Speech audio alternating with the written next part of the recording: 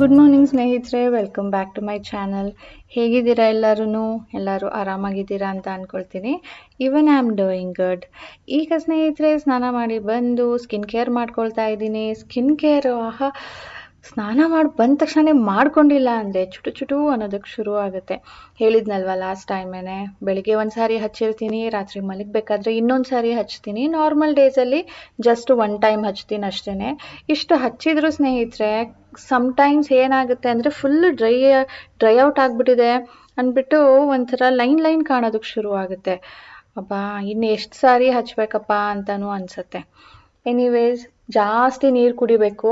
ನಮ್ಮ ಬಾಡಿಯೇ ಹೈಡ್ರೇಟೆಡ್ ಆಗಿರ್ಬೇಕಂದ್ರೆ ಒಳಗಡೆಯಿಂದ ಎಷ್ಟು ಹೆಲ್ದಿಯಾಗಿರುತ್ತೋ ಹೊರಗಡೆ ಅಷ್ಟೇ ಹೆಲ್ದಿಯಾಗಿ ಕಾಣುತ್ತೆ.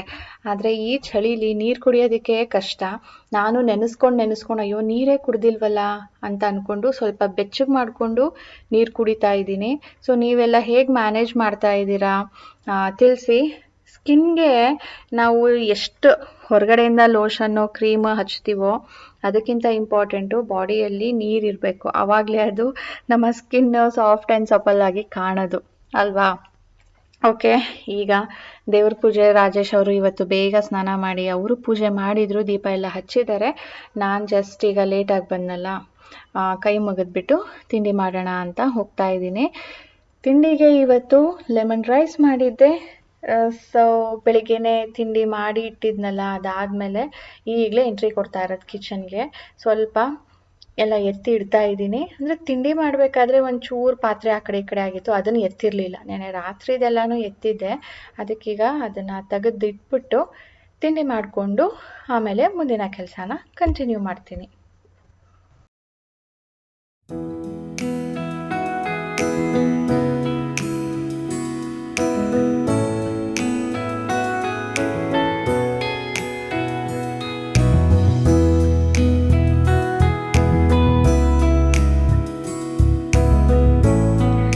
ಈಗ ಸ್ಟಿಚಿಂಗ್ ಕಟ್ಟಿಂಗ್ ಮಾಡೋಣ ಅಂತ ಬಂದು ಕೂತ್ಕೊಂಡಿದ್ದೀನಿ ಸ್ನೇಹಿತರೆ. ಇದನ್ನು ತುಂಬ ದಿನದಿಂದ ಪ್ಲ್ಯಾನ್ ಮಾಡ್ತಾ ಇದ್ದೀನಿ.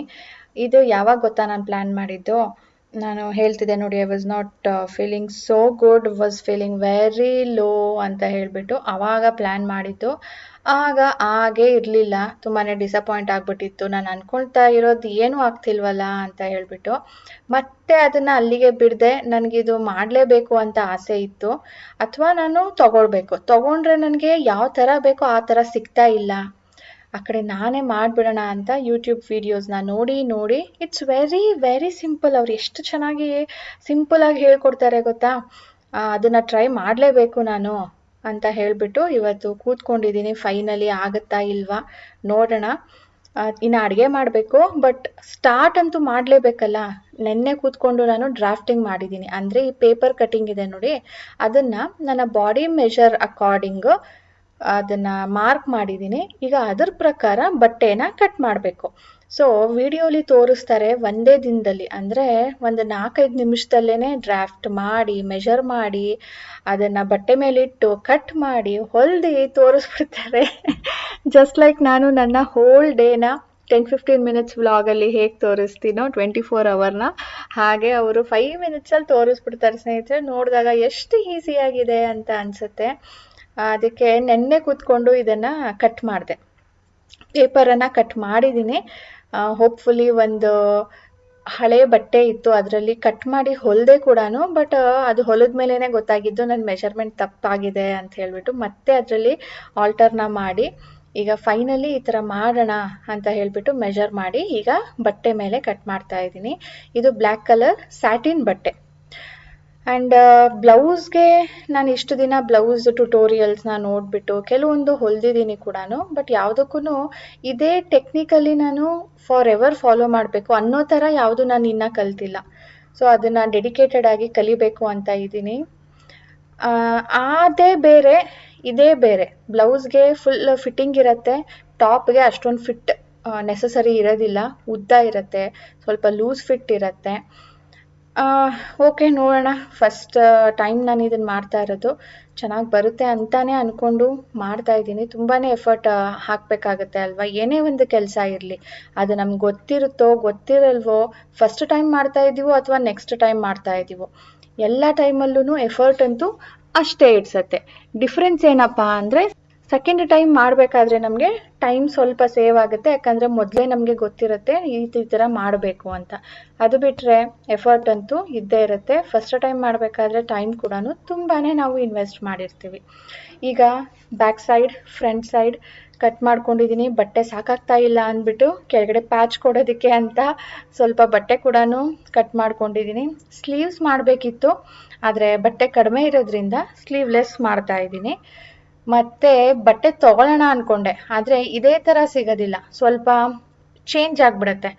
ಅದಕ್ಕೆ ನೋಡೋಣ, ಬೇಕೇ ಬೇಕು ಅಂದಾಗ ಏನಾದರೂ ಯೋಚನೆ ಮಾಡೋಕ್ಕಾಗುತ್ತೆ ಅಂದ್ಬಿಟ್ಟು ಸದ್ಯಕ್ಕೆ ಎಷ್ಟು ಬಟ್ಟೆ ಇದೆಯೋ ಎಲ್ಲನೂ ಯುಟಿಲೈಸ್ ಮಾಡ್ಕೊಳ್ತಾ ಇದ್ದೀನಿ. ಇದು ಹೇಗೆ ಬರುತ್ತೆ ನೋಡೋಣ. ಇವತ್ತು ಕಂಪ್ಲೀಟ್ ಆದರೆ ತೋರಿಸ್ತೀನಿ, ಇಲ್ಲಾಂದರೆ ನೆಕ್ಸ್ಟ್ ವ್ಲಾಗಲ್ಲಿ ತೋರಿಸ್ತೀನಿ. ಅದನ್ನು ಕಟ್ ಮಾಡಿ ಇಟ್ಬಿಟ್ಟು ಹೊಲಿಯೋಕ್ಕಿನ್ನ ಶುರು ಮಾಡಿಲ್ಲ, ಅಡುಗೆ ಮಾಡಬೇಕಿತ್ತು. ಅದಕ್ಕೆ ಕಿಚನಿಗೆ ಬಂದಿದ್ದೀನಿ. ಇವತ್ತು ಉಪ್ಪೆಸರು ಮಾಡೋಣ ಅಂತ ಹೇಳಿಬಿಟ್ಟು ಹೀರೆಕಾಯಿ ಉಪ್ಪೆಸರು ಖಾರ ಯೂಶ್ವಲಿ ಇಡ್ತಾ ಇದ್ದೆ, ಲಾಸ್ಟ್ ಟೈಮ್ ಖಾಲಿ ಆಗಿದೆ. ಆ್ಯಂಡ್ ಉಪ್ಪೆಸರು ನಾನು ಜಾಸ್ತಿ ಏನೂ ಮಾಡ್ತಾ ಇರಲಿಲ್ಲ, ಬಟ್ ರಾಜೇಶ್ಗೆ ಅದ್ರ ಪಲ್ಯ ಇಷ್ಟ ಆಗುತ್ತೆ. ಮತ್ತು ಸಾನೂ ಅಷ್ಟೇ ಪಲ್ಯ ಜಾಸ್ತಿ ಹಾಕ್ಕೊಂಡು ತಿಂತಾಳೆ. ಹಾಗಾಗಿ ನಾನು ಉಪ್ಪೆಸರು ಅಟ್ಲೀಸ್ಟ್ 15 days ಒನ್ಸ್ ಆದರೂ ಮಾಡೋಣ ಅಂತ ಹೇಳ್ಬಿಟ್ಟು ಮಾಡ್ತಾ ಇದ್ದೀನಿ. ಲಾಸ್ಟ್ ಟೈಮು ಬೀನ್ಸ್ ಮತ್ತು ಸಬ್ಬಕ್ಕಿ ಸೊಪ್ಪು ಹಾಕಿ ಮಾಡಿದ್ದೆ, ತುಂಬ ಟೇಸ್ಟಿಯಾಗಿತ್ತು. ಸಾನೂ ಇಷ್ಟಪಟ್ಲು. ನನಗೂ ನಾನು ಹೇಳಿದ್ದೆ ನೋಡಿ, ಸಬ್ಬಕ್ಕಿ ನನಗೆ ಅಷ್ಟೊಂದು ಸೊಪ್ಪು ತುಂಬ ಸ್ಟ್ರಾಂಗ್ ಫ್ಲೇವರ್ ಇದೆ, ಅಷ್ಟೊಂದು ಇಷ್ಟ ಆಗಲ್ಲ ಅಂತ. ಬಟ್ ಈ ಸಾರಿ ಮಾಡಿದಾಗ ಅಂದರೆ ಸ್ವಲ್ಪ ಕಡಿಮೆ ಹಾಕಿದ್ದೆ, ತುಂಬ ಜಾಸ್ತಿ ಹಾಕಿದಾಗ ಅದರದ್ದೇ ಫ್ಲೇವರ್ ಬರುತ್ತೆ. ಬಟ್ ಸ್ವಲ್ಪ ಬ್ಯಾಲೆನ್ಸ್ಡ್ ವೇ ಅಲ್ಲಿ ಮಾಡಿದಾಗ ಟೇಸ್ಟಿಯಾಗಿರುತ್ತೆ. ಉಪ್ಪೆಸರು ಕೂಡ ಟೇಸ್ಟಿಯಾಗಿರುತ್ತೆ, ಪಲ್ಯ ಕೂಡ ಟೇಸ್ಟಿಯಾಗಿರುತ್ತೆ. ಅದಕ್ಕೆ ಇವತ್ತು ಹೀರೆಕಾಯ್ದು ಮಾಡ್ತಾ ಇದ್ದೀನಿ. ಹೀರೆಕಾಯ್ದು ಕೂಡ ಚೆನ್ನಾಗಿರುತ್ತೆ. ಹೀರೆಕಾಯಲ್ಲಿ ಇಲ್ಲ ಅಂದರೆ ಮಸಾಲೆ ಹಾಕಿಬಿಟ್ಟು ಸಾರು ಮಾಡಬೇಕು. ಮಸಾಲೆದು ಬೇಡ, ನಾನು ಆದಷ್ಟು ವಾರಕ್ಕೆ ಒಂದೇ ಸಾರಿ ಮಸಾಲೆದೆಲ್ಲ ಮಾಡೋದು. ಅದಕ್ಕೆ ಇವತ್ತು ಉಪ್ಪೆಸರು. ಇಲ್ಲ ಅಂದಿದ್ರೆ ಇದರಲ್ಲಿ ಬೇಳೆ ಸಾಂಬಾರು ಕೂಡ ಮಾಡ್ಬೋದಿತ್ತು.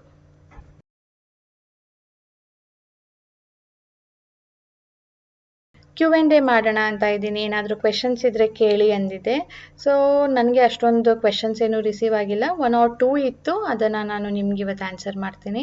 ಮೊದಲನೇದು, ನಾನು ಕ್ಯಾಪ್ ಹಾಕ್ಸಿದ್ನಲ್ಲ ಟೀತ್ಗೆ, RCT ಮಾಡಿ ರೂಟ್ ಕೆನಾಲ್ ಟ್ರೀಟ್ಮೆಂಟ್ ಮಾಡಿಸ್ಬಿಟ್ಟು ಅದ್ರ ಮೇಲ್ಗಡೆ ಒಂದು ಮೆಟಲ್ದು ಕ್ಯಾಪ್ ಹಾಕ್ತಾರೆ, ಜಸ್ಟ್ ಟು ಪ್ರೊಟೆಕ್ಟ್. ಆ ಹಲ್ಲು ಎಲ್ಲನೂ ಕ್ಲೀನ್ ಮಾಡಿಬಿಟ್ಟಿರ್ತಾರೆ, ಆ ಹಲ್ಲಿಗೆ ಜೀವ ಇರೋದಿಲ್ಲ, ಸೊ ಬೇಗ ಮುರಿಯೋ ಚಾನ್ಸಸ್ ಇರುತ್ತೆ ಅಂದ್ಬಿಟ್ಟು ಮೇಲ್ಗಡೆಯಿಂದ ಕ್ಯಾಪ್ ಹಾಕ್ತಾರೆ. ಸೊ ಅದು ಹೇಗೆ ಅನ್ನಿಸ್ತಾ ಇದೆ, ನಾನು ಹಾಕಿಸ್ಬೇಕು, ನಿಮ್ಮ ಎಕ್ಸ್ಪೀರಿಯನ್ಸ್ ಹೇಳಿ ಅಂತ ಹೇಳಿದ್ರಿ. ಸೊ ನನಗೆ ಸ್ನೇಹಿತರೆ ಅದು ಮಾಡಿಸ್ಲೇಬೇಕಿತ್ತು, ಯಾಕಂದರೆ ನಾನು ಏನೇ ತಿಂದ್ರೂ ಅದು ಹೋಗ್ಬಿಟ್ಟು ಒಳಗಡೆ ಸಿಗಾಕೊಳ್ತಾ ಇತ್ತು. ನನಗೆ ನೋವಾಗಲಿ ಸೆನ್ಸಿಟಿವಿಟಿ ಆಗಲಿ ಇರಲಿಲ್ಲ. ಅದು ಮಾಡಿಸಿದ ಮೇಲೆ, ಅಂದರೆ ರೂಟ್ ಕೆನಾಲ್ ಮಾಡಿಸಿದ ಮೇಲೆ ಅವ್ರು ಹೇಳಿದ್ರು ತುಂಬಾ ಕ್ಯಾವಿಟಿ ಇತ್ತು ಅಂತ ಹೇಳಿಬಿಟ್ಟು. ಸರಿ, ಕ್ಯಾವಿಟಿ ಇತ್ತು, ಕ್ಲೀನ್ ಮಾಡಿದ್ರು. ಅದಾದಮೇಲೆ ಈಗ ಕ್ಯಾಪ್ ಹಾಕಿದ್ದಾರೆ, ಬಟ್ ಸ್ಟಿಲ್ ನನಗೆ ಮೊದಲು ಇಲ್ಲದೆ ಇರೋ ಸೆನ್ಸಿಟಿವಿಟಿ ಇವಾಗ ಶುರು ಆಗಿಬಿಟ್ಟಿದೆ. ತಣ್ಣೀರು ಕುಡಿ ಜುಮ್ ಅನ್ನತ್ತೆ, ಬಿಸಿನೀರು ಕುಡಿ ಜುಮ್ ಅನ್ನತ್ತೆ. ಏನಾದರೂ ಗಟ್ಟಿ ಪದಾರ್ಥ ಎಷ್ಟು ಮೊದಲು ಕಾನ್ಫಿಡೆನ್ಸಾಗಿ ತಿಂತಾ ಇದ್ನೋ ಅಷ್ಟು ಕಾನ್ಫಿಡೆನ್ಸಾಗಿ ತಿನ್ನೋಕ್ಕೆ ಭಯ ಆಗುತ್ತೆ. ಎಲ್ಲಿ ನೋವತ್ತೋ, ಎಲ್ಲಿ ಮುರಿದೋಗತ್ತೋ ಅನ್ನೋ ಭಯದಲ್ಲೇ ನಾನು ಸ್ವಲ್ಪ ಅವಾಯ್ಡ್ ಮಾಡ್ತೀನಿ. ಹಾರ್ಡ್ ಫುಡ್ ಅಂದರೆ ಏನು, ಲೈಕ್ ಏನಾದರೂ ಕರ್ದಿರೋ ಐಟಮ್ ತಿಂತೀವಲ್ವ, ಚಕ್ಲಿ ಆಗಿರ್ಬೋದು, ಬಾದಾಮ್ ಆಗಿರ್ಬೋದು, ಆ ಥರ ನಟ್ಸ್ ಏನಾದರೂ ತಿನ್ನಬೇಕು ಅಂದರೆ ಸ್ವಲ್ಪ ಯೋಚನೆ ಮಾಡ್ತೀನಿ. ಬಟ್ ಎಲ್ಲರಿಗೂ ಹೀಗೆ ಆಗುತ್ತಾ ಗೊತ್ತಿಲ್ಲ. ಅದರ್ವೈಸ್ ಇಟ್ಸ್ ಡೂಯಿಂಗ್ ವೆಲ್, ಅದರಿಂದ ಏನು ಬೇರೆ ತೊಂದರೆ ನನಗೆ ಏನೂ ಇಲ್ಲ. ಇನ್ನೇನು 10 minutes ಇದೆ, ಈಗ ಸಾನು ಕರ್ಕೊಂಡು ಬರೋದಕ್ಕೆ ಹೋಗಬೇಕು. ಅದಕ್ಕೆ ಒಗ್ಗರಣೆ ಕೊಟ್ಬಿಟ್ಟು ಇಟ್ಟು ರೆಡಿ ಮಾಡಿ ಹೋಗ್ತಾ ಇದ್ದೀನಿ. ಉಪ್ಪೆಸರು ಖಾರ ಕೂಡ ಮಾಡಿಕೊಂಡೆ. ಸಾನುಗೆ ಕರ್ಕೊಂಡು ಬಂದ ತಕ್ಷಣವೇ ಊಟಕ್ಕೆ ಕೂತ್ಕೊಂಡಿದ್ದೀನಿ. ನಾನು ಯೂಶ್ವಲಿ ಸಾನು ಜೊತೆನೇ ಕೂತ್ಕೊಳ್ಳೋದು. ಮೊದಲಾದರೆ ಸ್ವಲ್ಪ ಬೇಗ ಬರ್ತಾ ಇದ್ವಿ, ಈಗ ಸ್ಕೂಲ್ ಟೈಮಿಂಗ್ ಸ್ವಲ್ಪ ಚೇಂಜ್ ಆಗಿಬಿಟ್ಟು ಸ್ವಲ್ಪ ಲೇಟ್ ಆಗುತ್ತೆ. ನಾವು ಊಟ ಮಾಡೋ ಅಷ್ಟೊತ್ತಿಗೆ ರಾಜೇಶ್ ಅವರು ಅಕಂಪನಿ ಮಾಡ್ತಾ ಇದ್ದಾರೆ. ಮೊದಲು ಅವರು ತುಂಬಾ ಲೇಟಾಗಿ ಊಟ ಮಾಡ್ತಾ ಇದ್ರು, ನಾನು ಸಾನು ಇಬ್ಬರೇನೆ ಊಟ ಮಾಡ್ತಾ ಇದ್ದಿದ್ದು. ಬಟ್ ಆದಷ್ಟು ರಾಜೇಶ್ ಅವ್ರೀಗ ನಮ್ಮ ಜೊತೆನೆ ಕೂತ್ಕೊಂಡು ಊಟ ಮಾಡೋದಕ್ಕೆ ಟ್ರೈ ಮಾಡ್ತಾರೆ. ಆದರೆ ಸ್ವಲ್ಪ ಹೊತ್ತೇನಾದರೂ ವಿಷಯಗಳಿದ್ರೆ ಮಾತಾಡ್ತೀವಿ, ಇಲ್ಲ ಅಂದರೆ ಸಾನುಗೆ TV ಹಾಕಿ ಕೊಡ್ತೀನಿ. ಅವಳು ಊಟ ಮಾಡಬೇಕಾದ್ರೆ ಮಾತ್ರ ಸ್ವಲ್ಪ ಹೊತ್ತು ನೋಡ್ತಾಳೆ, ಆಮೇಲೆ ಆಫ್ ಮಾಡಿಬಿಟ್ಟು ಓದೋದಕ್ಕೆ ಶುರು ಮಾಡ್ತಾಳೆ. ಅವಳಿಗೆ ಟೆಸ್ಟ್ ನಡೀತಿದೆಯಲ್ವ ಈಗ, ಹಾಗಾಗಿ. ಈಗ ಸಾನು ಓದೋದಕ್ಕೆ ಕೂತ್ಕೊಂಡಿದ್ದಾಳೆ. ನಾನು ಕೂಡ ಈಗ ಒಂದು ಬುಕ್ ತೊಗೊಂಡು ಬಂದು ಕೂತ್ಕೊಳ್ತಾ ಇದ್ದೀನಿ. ಒಂದು 10 minutes ಅಷ್ಟೇ, ಜಾಸ್ತಿ ಏನು ಓದೋದಿಲ್ಲ ನಾನು. ಸೊ ನಾನು ಇದಕ್ಕೆ ಟೈಮ್ ಮಾಡ್ಕೊಂಡಿಲ್ಲ ಅಂದರೆ ಅದು ಟೈಮ್ ಆಗೋದೇ ಇಲ್ಲ. ಸೊ ನಾನು ಲಾಸ್ಟ್ ಟೈಮು ನಿಮಗೆ ಬುಕ್ ತೋರಿಸಿದ್ದೆ, ಅದು ಏನು ಅಂತ ಹೇಳಿದ್ದೆ. ಆಗ ನಿಮ್ಮಲ್ಲಿ ಹೇಳಿದ್ರಿ ತುಂಬ ಸಜೆಷನ್ಸ್ ಬಂದಿತ್ತು. ಲೈಕ್ ತುಂಬಾ ಶಾರ್ಟ್ ಇದೆ ಅಂತಿರಲ್ಲ, ಒಂದೊಂದೇ ಚಾಪ್ಟರ್ ನಮಗೆ ಓದಿ ಹೇಳ್ಬೋದಲ್ವಾ, ಆ ಬುಕ್ನ ಸಾರಾಂಶ ನಮಗೆ ಗೊತ್ತಾದಂಗೆ ಆಗುತ್ತೆ, ನಮಗೂ ಕೂಡ ಅದು ತಗೊಳ್ಳೋದಕ್ಕೆ ಈಸಿ ಆಗುತ್ತೆ ಅಂತ ಹೇಳಿಬಿಟ್ಟು. ಸೊ ಬನ್ನಿ, ಇವತ್ತು ನಾನು ಇಷ್ಟು ಓದಿರೋದ್ರಲ್ಲಿ ಒಂದು ಚಾಪ್ಟರ್ ನನಗೆ ರಿಲೆವೆಂಟ್ ಅಂತ ಅನ್ನಿಸ್ತು, ಎಲ್ಲರಿಗೂ ಇದು ಕಾಮನ್ ಆಗಿ ಅಪ್ಲೈ ಆಗುತ್ತೆ ಅಂತ ಅನ್ನಿಸ್ತು, ಅದನ್ನು ಓದಿ ತಿಳಿಸ್ತೀನಿ. ಬುಕ್ ಹೆಸರು don't sweat the small stuff and everything is small stuff ಅಂತ. ಇದರಲ್ಲಿ ಇದು second chapter, make peace with imperfection. ಅದನ್ನ ನಿಮಗೆ ತೋರಿಸ್ತಾ ಇದ್ದೀನಿ, ನೀವು ಬೇಕಿದ್ರೆ ಪಾಸ್ ಮಾಡಿ ಓದ್ಬೋದು. Author is saying, I have yet to meet an absolute perfectionist whose life is filled with inner peace. So ಅವ್ರು ಏನು ಹೇಳೋದಕ್ಕೆ ಪ್ರಯತ್ನ ಪಡ್ತಾ ಇದ್ದಾರೆ ಅಂದರೆ, whenever we are attached to having something a certain way better than it already is, we are almost by definition engaged in a losing battle. Rather than being content and grateful for what we have, we are focused on what's wrong with something and our need to fix it. When we are zeroed in on what's wrong, it implies that we are dissatisfied and discontent. Whether it's related to ourselves, like a disorganized closet, a scratch on a car, an imperfect accomplishment, a few pounds we would like to lose, or someone else imperfections. The way someone looks, behave or lives their life, the very act of focusing on imperfection pulls us away from our goal of being kind and gentle. ನಿಮಗೆ ಇದನ್ನು ಕೇಳಿ ಏನು ಅನ್ನಿಸ್ತು ನನಗೆ comment ಮಾಡಿ ತಿಳಿಸೋದನ್ನು ಮರಿಬೇಡಿ. ಇದೇ ಥರ ನನಗೆ ಯಾವ್ದಾದ್ರು ಇಂಟ್ರೆಸ್ಟಿಂಗ್ ಆಗಿದೆ ಅಂದರೆ ಫ್ಯೂಚರಲ್ಲಿ ಕೂಡ ನಾನು ನಿಮಗೆ ಓದಿ ತಿಳಿಸ್ತೀನಿ. ಇದು ನಿಮ್ಗೆ ಇಷ್ಟ ಆಯಿತಾ? ಕಾಮೆಂಟ್ ಮಾಡಿ ಹೇಳಿ, ಈ ಥರ ಕಂಟಿನ್ಯೂ ಮಾಡ್ಬೋದಾ ಅಂತ. ಸಂಜೆ ಸ್ನ್ಯಾಕ್ಗೆ ಸ್ವಲ್ಪ ಮಂಡಕ್ಕಿ ಒಗ್ಗರಣೆ ಕೊಟ್ಕೊಳ್ತಾ ಇದ್ದೀನಿ. ಈ ಮಂಡಕ್ಕಿ ಏನಾಯ್ತು ಇವತ್ತು, ಇದು ಟ್ರೈಪ್ಲೇದು ಬಾಣಲಿ ತುಂಬ ಹೀಟ್ ಆಗಿರುತ್ತೆ, ಅಂದರೆ ಒಂದು ಸಾರಿ ಬಿಸಿ ಆಗೋದಕ್ಕೆ ಟೈಮ್ ತೊಗೊಳುತ್ತೆ, ಬಟ್ ಬಿಸಿ ಆದಮೇಲೆ ತುಂಬ ಹೊತ್ತು ಈ ಹೀಟನ್ನು ಹಿಡಿದಿಟ್ಕೊಂಡಿರತ್ತೆ, ನಾರ್ಮಲ್ ಸ್ಟೀಲ್ ಥರ ಆಗೋದಿಲ್ಲ. ಇದಕ್ಕೆ ಮಂಡಕ್ಕಿ ಹಾಕಿದ ತಕ್ಷಣವೇ ಸ್ವಲ್ಪ ಸಣ್ಣ ಆಗೋಯ್ತು, ಅಂದರೆ ಇದನ್ನು ಆಫ್ ಮಾಡಿ ನಾನು ಸ್ವಲ್ಪ ಹೊತ್ತು ಬಿಟ್ಟು ಮಿಕ್ಸ್ ಮಾಡಬೇಕಿತ್ತು. ಯೂಶ್ವಲಿ ನಾನು ಹಾಗೇ ಮಾಡೋದು, ಸ್ಟವ್ ಮೇಲೇ ಸಣ್ಣ ಉರಿ ಮಾಡಿ ಇಟ್ಕೊಂಡು ಮಿಕ್ಸ್ ಮಾಡ್ತೀನಲ್ಲ ಅಂದ್ಬಿಟ್ಟು ಮಾಡೋದಕ್ಕೆ ಟ್ರೈ ಮಾಡಿದೆ. ಬಟ್ ಇದು ಬಾಣಲಿ ಇವತ್ತು ಬೇರೆ ಇಟ್ಟಿದ್ನಲ್ಲ, ಸೊ ಹೊಸ ಎಕ್ಸ್ಪೀರಿಯನ್ಸ್ ನನಗೆ. ಎನಿವೇಸ್, ಇವಾಗ ತಾನೇ ನಿಮಗೆ ಓದಿ ಹೇಳಿದೆ, life is not about perfection ಅಂತ ಹೇಳಿಬಿಟ್ಟು. ಆ ಥರ ನನಗೆ ಇದನ್ನು ಓದಿದಾಗ ಒಂಥರ ಸಮಾಧಾನ ಆಯಿತು. ಅಂದರೆ ನಾವು ಎಷ್ಟೆಲ್ಲ ವರಿ ಮಾಡ್ತೀವಿ, ಏನೋ ಒಂದು ಆಗಲಿಲ್ಲ ಅಂದರೆ ವರಿ ಮಾಡ್ತೀವಿ, ಒಂದು ಆಗಿಬಿಟ್ರೆ ಅಯ್ಯೋ ಈ ಥರ ಆಗೋಯ್ತಲ್ಲ ಅಂತ ವರಿ ಮಾಡ್ತೀವಿ, ಏನೂ ಇಲ್ವಾ, ಇದು ಯಾಕೆ ಈ ಥರ ಇದೆ ಅಂತ ಚಿಂತೆ ಮಾಡೋದಕ್ಕೆ ಶುರು ಮಾಡ್ತೀವಿ. ನಿಮ್ಗೆ ಏನೋ ಒಂದು ಟೆನ್ಷನ್ ಇದ್ದೇ ಇರುತ್ತೆ, ಏನೋ ಒಂದು ಯೋಚನೆ ಇದ್ದೇ ಇರುತ್ತೆ. ಸೊ ಅದನ್ನೆಲ್ಲ ಬಿಟ್ಬಿಟ್ಟು ಲೈಫ್ ಹೇಗೆ ಹೋಗ್ತಾ ಇದೆಯೋ ಅದನ್ನು ಹಾಗೆ ತೊಗೊಂಡು ಹಾಗೆ ಮುಂದುವರಿಸ್ಕೊಂಡು ಹೋಗಿ, ಮತ್ತು ಅದರಲ್ಲೇ ಸ್ಯಾಟಿಸ್ಫ್ಯಾಕ್ಷನ್ ಹುಡ್ಕೋದಕ್ಕೆ ಟ್ರೈ ಮಾಡಿ. ಅಂದರೆ ಒಂದು ಗಾದೆ ಕೂಡ ಇದೆ, ಹಾಸಿಗೆ ಇದ್ದಷ್ಟು ಕಾಲು ಚಾಚು ಅಂತ ಹೇಳ್ತಾರೆ. ನಮ್ಮ ಹತ್ರ ಏನು ಇಲ್ವೋ ಅದ್ರ ಬಗ್ಗೆ ಯೋಚನೆ ಮಾಡೋದು ಬಿಟ್ಟು ಏನಿದೆಯೋ ಅದನ್ನು ನಾವು ಯುಟಿಲೈಸ್ ಮಾಡಿಕೊಂಡು ಖುಷಿಯಾಗಿರೋದಕ್ಕೆ ಪ್ರಯತ್ನ ಪಡಬೇಕು ಅಂತ ಹೇಳಿಬಿಟ್ಟು ನನಗೆ ತುಂಬಾ ಇಂಪ್ಲಾಯ್ ಆಗ್ತಾ ಇದೆ ಅಂತ ಹೇಳಿದ್ದೆ ನೋಡಿ. ಯಾಕಪ್ಪ ಅಂದರೆ ಸ್ವಲ್ಪ ದಿನದ ಹಿಂದೆ ನನಗೆ ಹೆಲ್ತ್ ಇಶ್ಯೂ ಆದಾಗ ತುಂಬ ನೆಗೆಟಿವ್ ಥಾಟ್ಸ್ ಬರ್ತಾ ಇತ್ತು, ವಾಸ್ ಫೀಲಿಂಗ್ ವೆರಿ ಸ್ಟ್ರೆಸ್ಫುಲ್, ಯಾಕೆ ಈ ಥರ ಆಗ್ತಾ ಇದೆ ಅಂತ ಅನ್ನಿಸ್ತಾ ಇತ್ತು.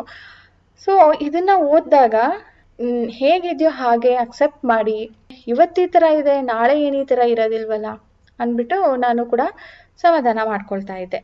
ನಿಮ್ಗೆ ಏನು ಅನ್ನಿಸ್ತು ಅಂತ ತಿಳಿಸೋದನ್ನು ಮರಿಬೇಡಿ. ಸನ್ಸೆಟ್ ಆಗ್ತಾ ಇದೆ. ನಾನು ಈ ಪಿಕ್ಚರ್ನ ನೋಡಿಬಿಟ್ಟು ನನ್ನ ಕ್ಯಾಮ್ರಾ ತೊಗೊಂಡು ಬರೋ ಅಷ್ಟೊತ್ತಿಗೆ ಸ್ವಲ್ಪ ಒಳಗಡೆ ಹೊಟ್ಟೋಗಿದೆ ನೋಡಿ ಸೂರ್ಯ, ಎಷ್ಟು ಬೇಗ ಸನ್ಸೆಟ್ ಆಗೋಯ್ತು. ಸೊ ಇವತ್ತಿನ ವ್ಲಾಗ್ ಇದರೊಂದಿಗೆ ಎಂಡ್ ಮಾಡ್ತೀನಿ ಸ್ನೇಹಿತರೆ. ಸಿಗೋಣ ಮುಂದಿನ ವ್ಲಾಗ್ನೊಂದಿಗೆ. ಅಂಟಿಲ್ ದೆನ್, ಇವತ್ತಿನ ವಿಡಿಯೋ ಇಷ್ಟ ಆಗಿದ್ರೆ ಪ್ಲೀಸ್ ಲೈಕ್ ಮಾಡೋದನ್ನು ಮರಿಬೇಡಿ. It motivates me a lot and supports me a lot. Bye bye ಸ್ನೇಹಿತರೆ, ಟೇಕ್ ಕೇರ್.